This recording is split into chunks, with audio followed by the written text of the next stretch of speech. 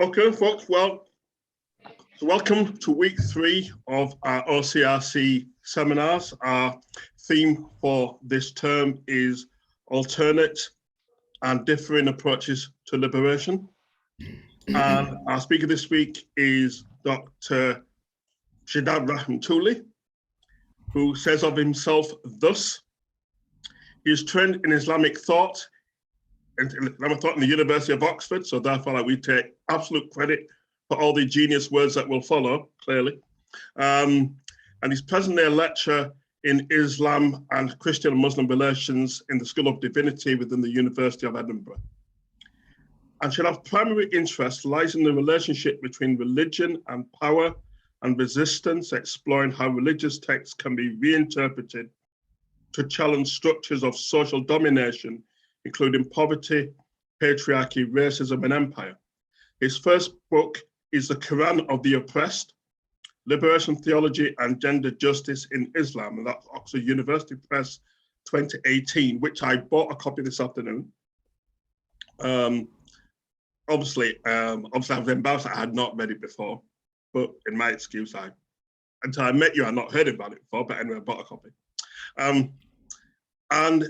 And that's a global comparative analysis of how contemporary Muslim theologians have expounded the Quran as a liberating scripture, speaking to their own lived realities of marginalization. His second book project is tentatively entitled Islam and Native American Suffering, Indigenizing Islamic Liberation Theology, and that's on the contract again with Oxford University Press. And that seeks to reread the Quran in light of Native American rights and Indigenous struggles against settler colonialism. And before joining the University of Edinburgh, he was an assistant professor at the University of Jordan School of International Studies in Amman, where he taught for 6 years. So, Shadaab, we are in your hands, and we look forward to what you have to share with us. Thank you so much, Professor Reddy, for this very kind invitation. It's a shame that I couldn't be there in person, but I think that online forums also have their benefits, and it's really nice to see a number of PhD students from Divinity who wouldn't have been in Oxford otherwise. Students mean a lot to me, so I'm really happy to see them there. And I'm very grateful to all of you for taking the time to attend virtually today, and I look forward to your feedback. When talking about human rights, we tend to see religion as a problem. We tend to see religion as something that's restrictive, that's oppressive, that gets in the way of human liberation. That assumption has been challenged by a movement called liberation theology. In a nutshell, liberation theology raises a question. When we talk about religion, whose religion are we talking about? That of the powerful or the oppressed? Religion, as interpreted by the powerful, will always come in the way of justice. It will be an establishment faith, a theology of the status quo. Liberation theology moves in the opposite direction, towards the margins of society. Focusing on the contexts of the poor and the marginalized, liberation theology reinterprets religion as a tool to challenge oppression, to speak truth to power. That's what liberation theology is all about. But this seminar isn't an introduction to liberation theology. It's more specific than that. This seminar addresses a critique coming from indigenous circles of a popular paradigm within Christian liberation theology.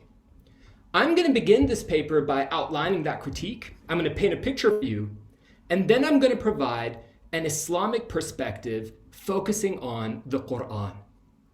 I'm going to conclude this paper by relating all of this to the field of Islam and human rights. Theology is how we conceive of God, and the conception of God, the nature of God, is absolutely central to liberation theology. God is conceptualized as utterly just. In fact, not only is God just, but God is in solidarity with the oppressed and at war with their oppressor. This is a deity who refuses to remain neutral in a context of oppression. This is a deity who actively chooses the weaker side. And for liberation theologians, that preferential choice is best captured in the Exodus. This is a God who witnesses the suffering of the Israelites under Pharaoh's brutal regime and who supports their liberation. Through the prophetic leadership of Moses and countless miracles / divine acts of resistance, God allows the Israelites to escape Egyptian bondage. The Exodus paradigm emerged right from the beginning of liberation theology back in the 60s. You can see it in the work of leading Latin American liberation theologians, such as Gustavo Gutierrez in Peru and Leonardo Boff in Brazil. You can see it in Minjung theology in South Korea, and you can see it in the Black theology of James Cone in the United States. Black theology emerged within the African American community in the 60s, and it reread Christianity in the context of white supremacy.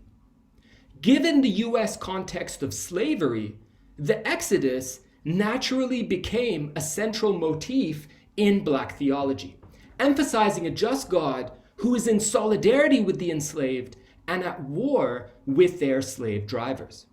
So the Exodus was there right from the beginning of liberation theology, and it continues to be an influential paradigm to this day. But the Exodus paradigm has also been critiqued by Indigenous scholars, specifically the Native American Robert Warrior and the Palestinian Edward Said. They approach this story from a very different perspective, as members of Indigenous communities who have been and continue to be oppressed by settler colonial regimes.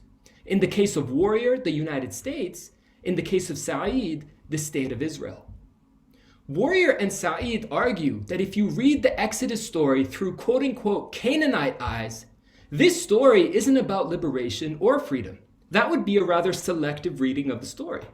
The Exodus story is also about conquest and dispossession. Specifically, they point to the Israelite conquest of Canaan. According to the biblical narrative, God instructs the liberated Israelites, who have now left Egypt, to take the promised land, the land of Canaan, and to destroy the indigenous inhabitants. So instead of using a PowerPoint, I thought I would simply copy and paste a number of passages into the chat. So I'm going to quote and paste the first passage. Quote, "In the cities of these peoples that the Lord your God is giving you for an inheritance, you shall save alive nothing that breathes, but you shall devote them to complete destruction. The Hittites and the Amorites, the Canaanites and the Perizzites, the Hivites and the Jebusites, as the Lord your God has commanded." Deuteronomy chapter 20, 16 to 17. So in the narrative, this isn't just a massacre. It's a divinely sanctioned massacre. This is what the God of Israel wants, what he demands from his quote-unquote chosen people. The book of Joshua records how the Israelite forces sacked one city after another, wiping out the indigenous inhabitants. And once this process of destruction is complete, the 12 tribes, under Joshua's leadership, divide the land between them, with 9.5 tribes, quote-unquote, inheriting in the west bank of the River Jordan, and 2.5 tribes, quote-unquote, inheriting in the east bank. So Warrior's and Said's critique is not some marginal criticism. It is a major challenge to the Exodus paradigm. It exposes a contradiction within it. And this contradiction has theological consequences, as the God of the oppressed now becomes, in effect, the God of the oppressor. So the very heart of liberation theology, the nature of God as being just, that heart was shaken vis-a-vis this critique. It shook the whole paradigm. The conquest of Canaan has also had colonial implications. This narrative has been used to justify European empire and genocide throughout the world, such as in South America in the 16th century, South Africa in the 18th century, and occupied Palestine in the 20th century. It says something that the first epic poem written in the American colonies was called The Conquest of Canaan. Composed by Reverend Timothy Dwight, who would later become president of Yale, The poem portrays England as Pharaoh, the American colonies as Israel, and the indigenous inhabitants as, quote unquote, wolfish, fiendish Canaanites. And this is where I come in as a Muslim liberation theologian. The Exodus has also been a key paradigm in Islamic liberation theology, such as in the pioneering work of Farid Issaaq in South Africa. You can also see the Exodus in the Islamic Black theology of Sherman Jackson in the United States. Indeed, in the Qur'an as a whole, Moses and the Israelites are major protagonists. The text devotes an extensive amount of space to the Israelite prophets. And Moses is actually the most mentioned prophet in the entire Quranic text. Conversely, Pharaoh is the most vilified human figure in the Qur'an, embodying oppression and injustice. But going back to Warrior's and Saeed's critique of the Exodus, I couldn't help but wonder, what does the Qur'an itself have to say about the conquest of Canaan? Does it mirror the biblical narrative? Are the Israelites instructed to attack the indigenous inhabitants? Did a mass genocide take place? And if so, was this genocide divinely sanctioned? In sum, is the Exodus paradigm used in a Muslim liberative context also a contradiction? Is it also problematic? These are the research questions that framed my study of the Qur'an. Having analyzed the text, this seminar presents my findings. Firstly, the word Canaan or Canaan in Arabic, the word Canaan doesn't appear in the Qur'an. The Qur'an simply uses the term the Holy Land, Al-Ard Al-Muqaddasa. It's not a major point, but language matters. So this is the terminology that I'll use. Secondly, and more significantly, there's a critical difference in the Quranic representation of the Holy Land as quote-unquote promised land. In the Old Testament, God makes an explicit primordial promise to Abraham. He says that he will give the land of Canaan to Abraham's offspring. Genesis chapter 12, verses 5 to 7.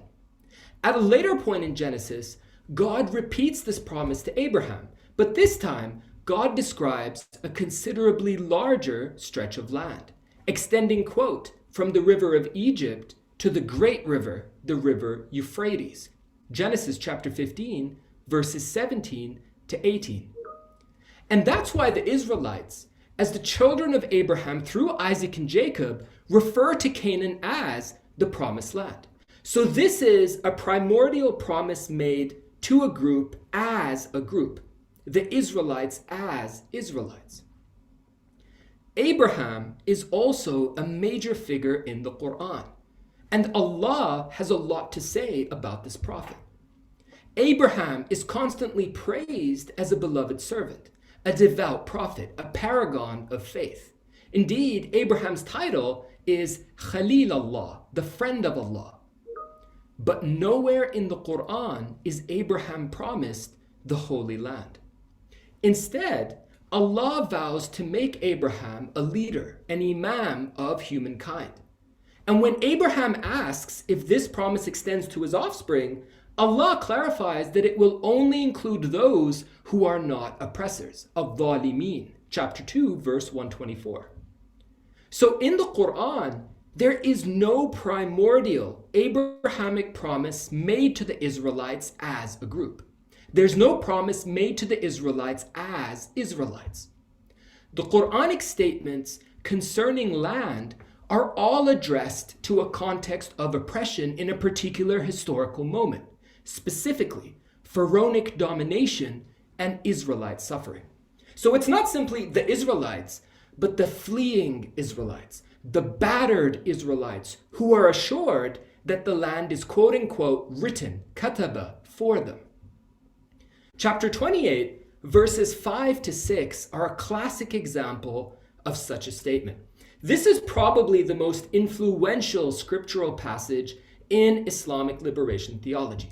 You can see it in the South African liberation theology of Farid Issaaq. As I mentioned, Sherman Jackson is a leading scholar of Black theology in Islam, and this verse prefaces both of his monographs on Black theology. And I will paste that quote into the chat. Quote, "It is our will to bestow our grace upon the downtrodden of the earth, and to make them the leaders, and to make them the inheritors of the earth, and to establish them securely on the earth, and to let Pharaoh and Haman and their hosts experience through them, the Israelites, the very thing against which they sought to protect themselves." End quote. And now we get to the third and perhaps the most significant point.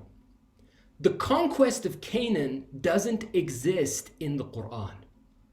Like the primordial promise made to Abraham, the conquest of Canaan is a distinctly biblical notion. The Qur'an actually has very little to say about the Israelite encounter with the Holy Land. There's a silence to the text. We're basically given two snapshots of that encounter.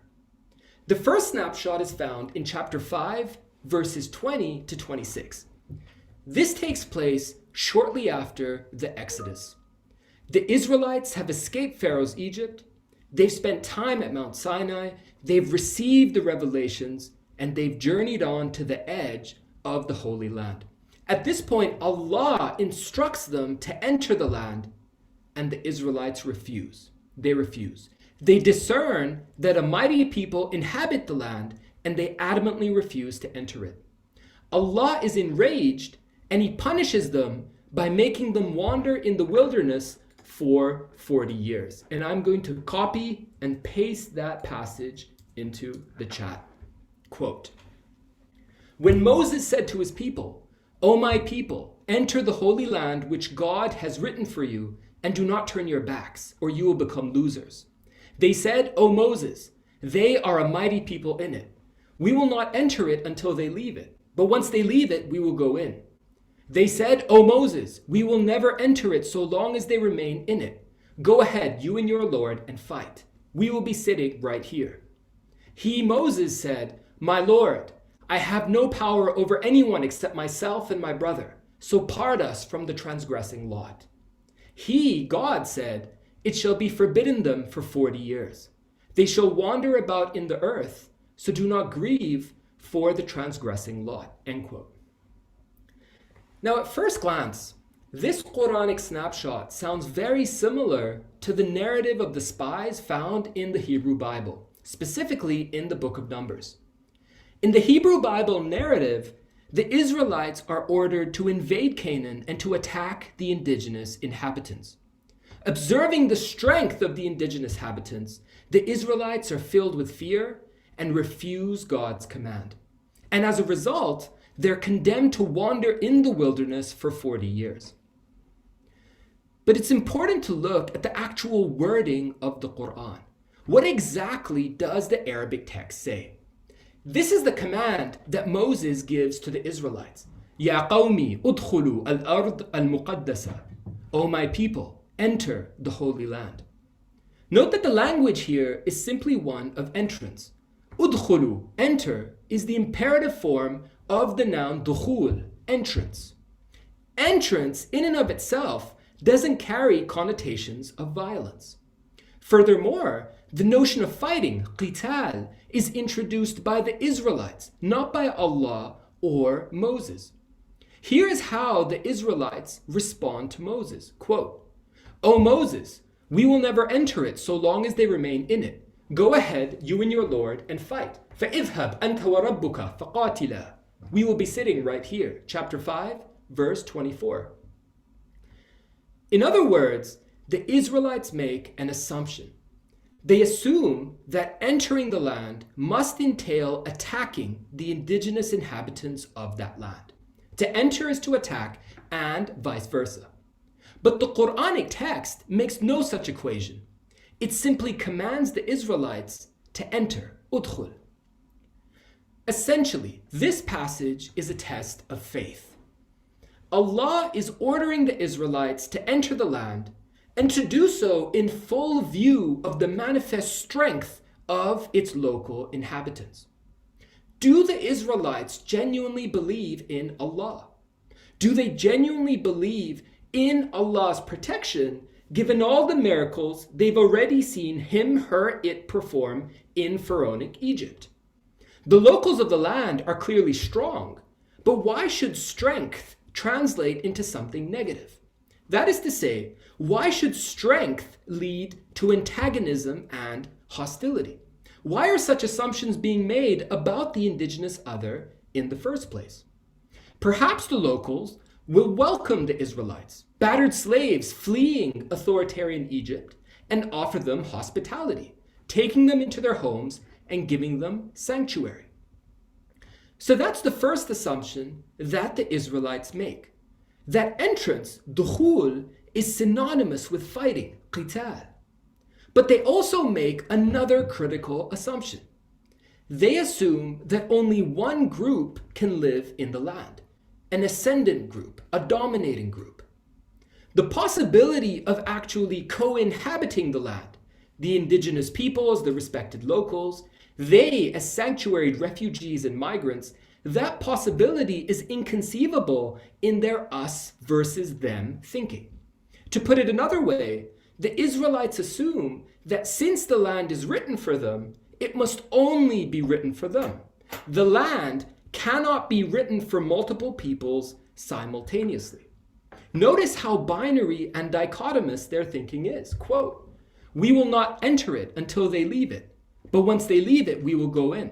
And again, quote, "We will never enter it so long as they remain in it. Go ahead, you and your Lord, and fight. فَإِذْهَبْ أَنْتَ وَرَبُّكَ فَقَاتِلًا." So that's the first Quranic snapshot. It's a test of faith, and the Israelites failed the test. As punishment, they are condemned to wander in the wilderness for 40 years. This brings us to the second snapshot. This snapshot fast forwards into the future, to the Israelites' actual entry into the Holy Land 40 years later. This snapshot is captured in two Quranic passages that are almost identical.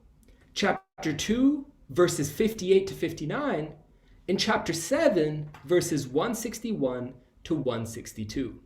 Here is the wording of the first passage. Quote, "And when we said, 'Enter this town and eat freely when you wish, and enter at the gate prostrating, and say relief that we may forgive your mistakes, and we will increase the doers of good.' But those who oppressed changed the words with other than what they were told. So we sent down on those who oppressed a punishment from the sky because of the transgressions they used to commit." End quote. Chapter 2, verses 58 to 59. In this second snapshot, there are a number of themes that stand out. A, the Israelites are not commanded anywhere in the passage to attack the local inhabitants.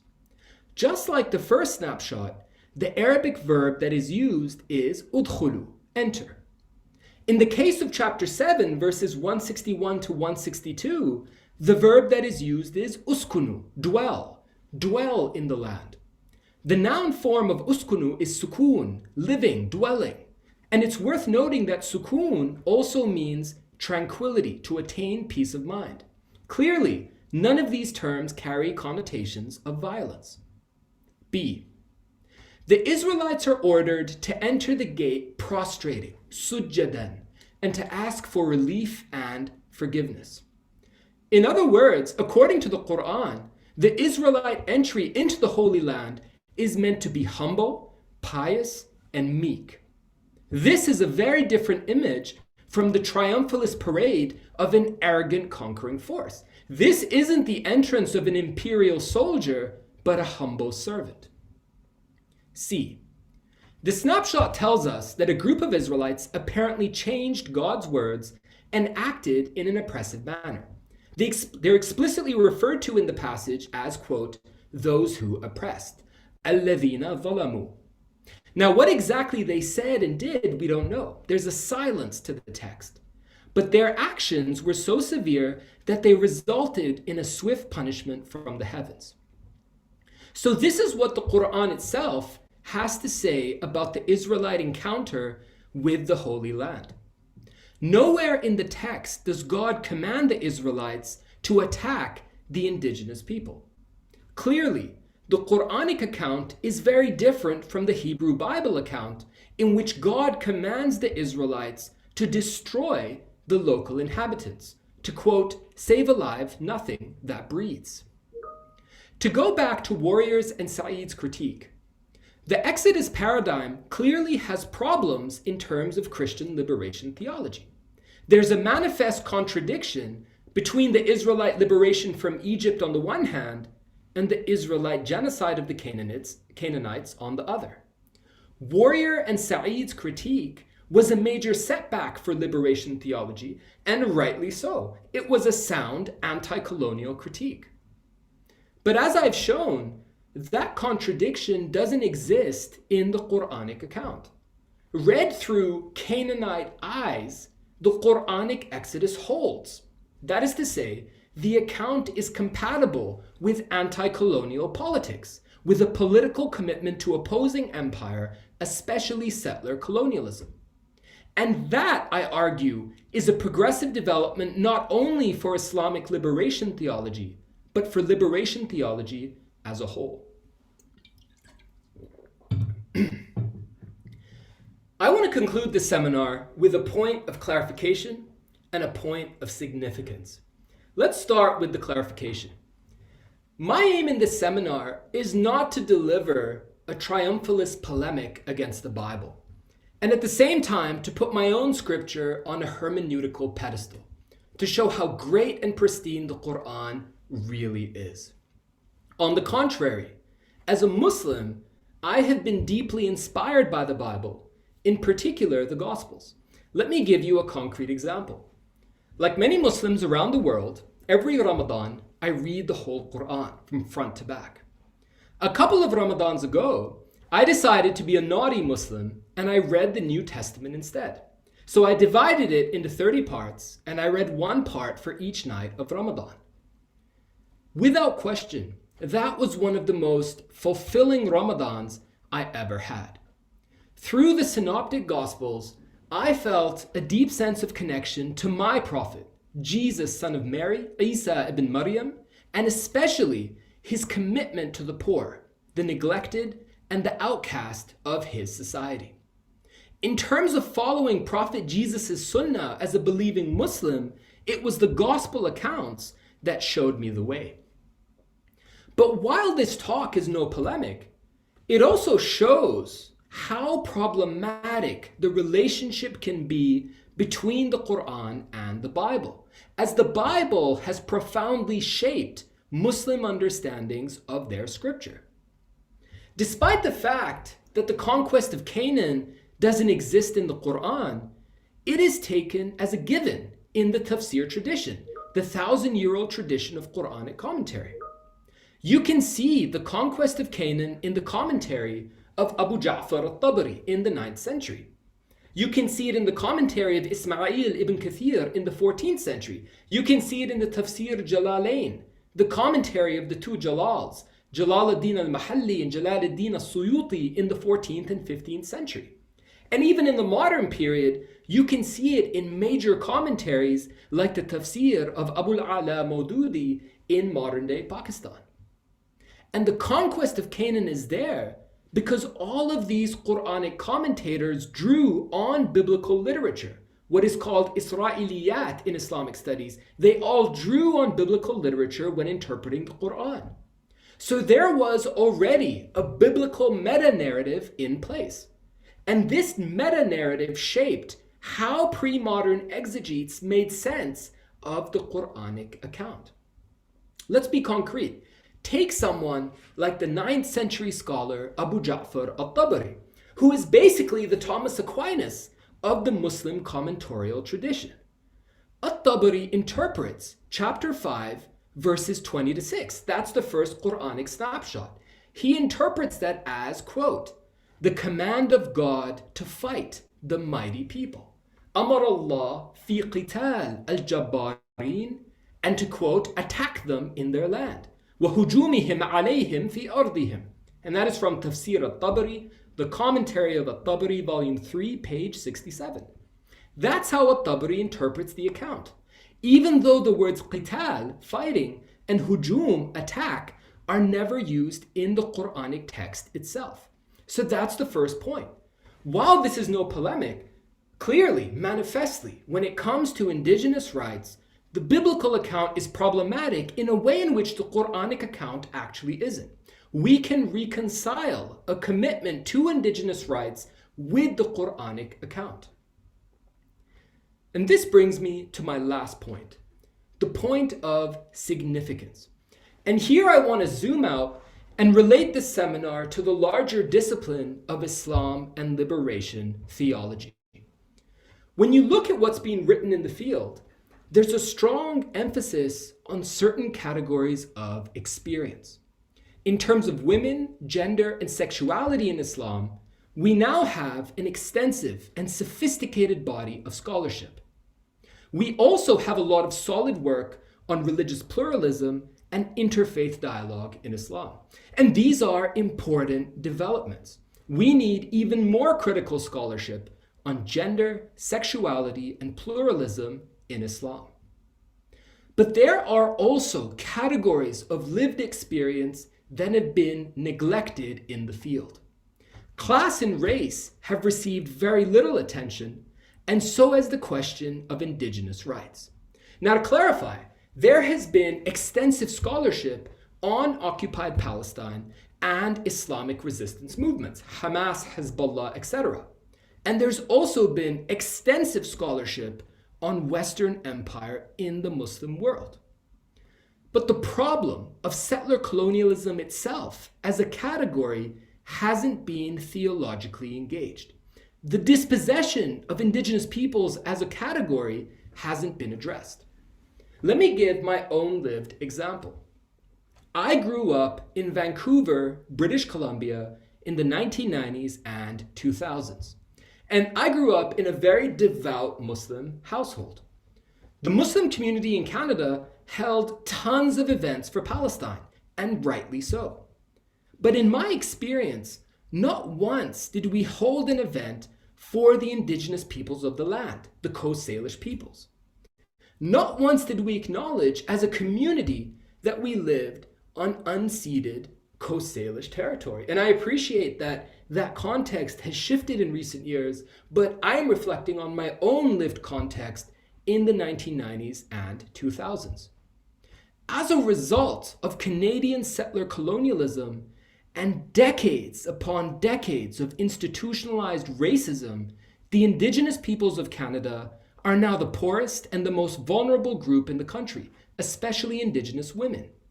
And the same can be said of the Indigenous peoples of the United States and Australia, both of which have large and established Muslim communities. But Indigenous peoples weren't on our Islamic radar, despite all our social justice work for Palestine. And that's what I mean when I say that settler colonialism and indigenous rights as categories haven't received attention in Islamic discourse. And this is the larger contribution of this seminar. The Conquest of Canaan is perhaps the biggest scriptural challenge that anti-colonial Jewish and Christian theologians have had to address. By engaging the representation of Canaan in my own scripture, I've tried to start a conversation about Native American rights in Islamic theology, about what it means to be a devout Muslim in a settler colonial context. Thank you.